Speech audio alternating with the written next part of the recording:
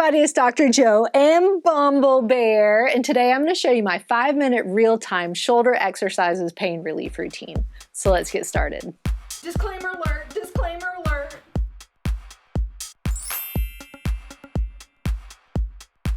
For this shoulder routine, we're going to start off with a 45-second warm-up and then go into the exercise, and I'll talk a little bit more about it as we go.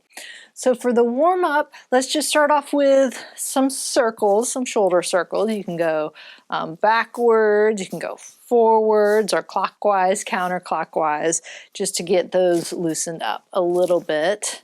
Then you can go into some arm circles. Again, just getting everything loosened up. So instead of for reps and sets, we're gonna go for time, 30 seconds, take a little break, and then do 30 seconds again of each exercise. You just go at your own pace, whatever's most comfortable for you. We're gonna go into some T's. So you might go a little bit slower than me, that's okay. And if you've done this before a couple times, you might go a little bit faster than me. So make sure you're going at your own pace and not having any pain. So the first one's just going to be shoulder flexion. Thumbs forward position, just come up to about 90 degrees right out in front of you and nice and slow coming back down. You don't have to hold your thumbs up. I just kind of like doing that because it feels a little bit more comfortable for me. Make sure you're going in a slow, controlled motion up and down. If you've been doing this for a while and it's pretty easy, you can add in a resistive band and that'll make it a little bit more challenging as well. You can also just do one at a time or alternate back and forth. A lot of times it does change the muscles that you're working because when you're doing two together, you get a different muscle recruitment. So if doing both of them together is a little bit tough, you can just do, you know, maybe 2 or 3 on one side and then alternate and do 2 or 3 on the other side. So maybe try both and see which one works best for you, because again, it's going to be a little bit different for each person, but I often like doing them both together because that gets a little bit of those shoulder muscles in the back as well. So then the next one is just going to be then shoulder abduction going out to the side. So this time you want to kind of turn your thumbs out. And again, with the thumb in the upward position, that just opens up the shoulder a little bit. So if you have something like a shoulder impingement, it's usually more comfortable. So this time, just going out, same thing for comfort level, usually just going up to about that 90 degrees I have found is more comfortable for people when, you know, especially when they're having pain. And then once you go up higher than that, you're changing the muscles you're using. So you can go up higher, but when you're first starting, I would say make sure you're getting the technique down. You're not arching, you know, and you're not scrunching up those shoulders or, you know, trying to do this because you can't get it to 90 degrees yet. So make sure you're doing everything comfortably first. And then if you want to try going higher, you can. But again, I like starting out with just that. Same thing with this. If you want to do one at a time, you can go out just a little bit this way. Again, making sure you're about at that 90 degree. You're going to feel a little bit of different of the muscles working when you're doing 1 versus 2, and then you can alternate sides.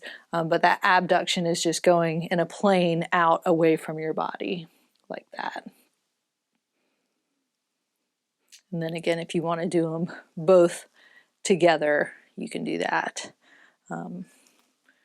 to get that extra work in the back.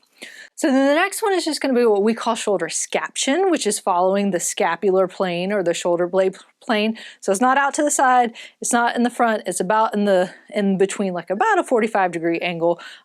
Some will say different amounts of angles, but kind of in between. So still that thumb up, coming at that angle. I'm going to turn a little bit so maybe you can see there. It might be a little bit hard to see with the angle, but just think about in between abduction and flexion is scaption in the middle between there. Really kind of feeling that squeeze of your shoulder blades as you go up. Usually this one is a little bit more comfortable than abduction just because you're in that scapular plane. So if abduction is uncomfortable, you might want to skip on to this one.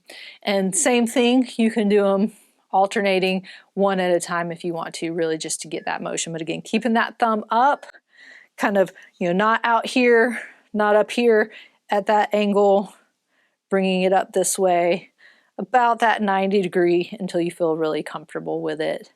Doing a couple this way, and then doing some on this side. You don't have to have your fingers out like me. You know, if you had a band, or if you wanted to simulate holding a band and coming up, you can. Just making sure that that thumb is in that upwards position towards the ceiling.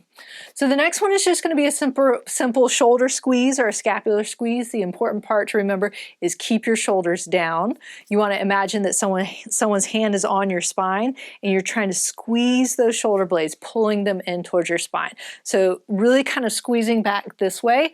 One of the big things is keep those shoulders down, and you're just using your elbows as a guidance. You're really using those muscles. So I would be able to squeeze back even if I didn't use my elbows. So it's not just doing this, making the motion, but you're actually activating those muscles in the back, those rhomboid muscles, those mid to upper back muscles to squeeze those shoulder blades together.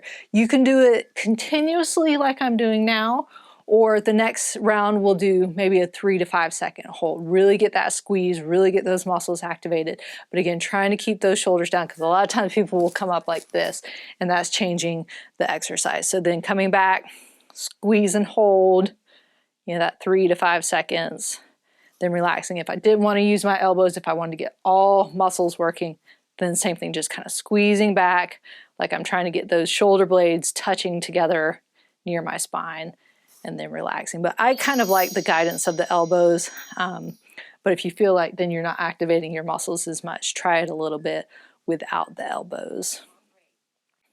So then the next one is just going to be shoulder shrugs. And so shoulder shrugs is bringing your shoulders up. But it's, again, using your muscles. It's not, you know, bringing your head down and your shoulders up. It's keeping your neck in a lengthened position and just shrugging up those shoulders and coming back down. So these are really nice, especially sometimes if you have some knots in your shoulders, like your upper trap. Activating those muscles, coming back down will a lot of times help get those knots to relax a little bit. So again, I'm not, you know, crunching down like a turtle going back into its shell. I'm keeping my neck up and I'm bringing those shoulders up. A way you can progress that is if you have bands, you can step on it and come up. Or if you have some light weights, like I would just start off with a pound or a soup can or a vegetable can, or people say I say super vegetable can, to hold it in there, and then you can do those shrugs as well. But I would make sure that you get the technique down, make sure you're doing it right, and you're not hunching down like that before you add on any resistance or weight. And you can do a little pause, kind of same thing, you know, a little 3 to 5 second pause and come back down. So see, I'm imagining I have something in my hands now, maybe even squeezing a little bit there, kind of simulating if I had some weight or resistance. But you could just have your hands relaxed as well and really focus on the shoulder shrugs. So there you have it. That was my 5-minute real-time shoulder exercises pain relief routine. If you'd like to help support my channel by becoming a paid member, click on the join button or click on the link in the description below. You'll get sneak peeks, extra perks, and what else? Yeah, a lot of fun things. So remember, be safe, have fun, and I hope you feel better soon.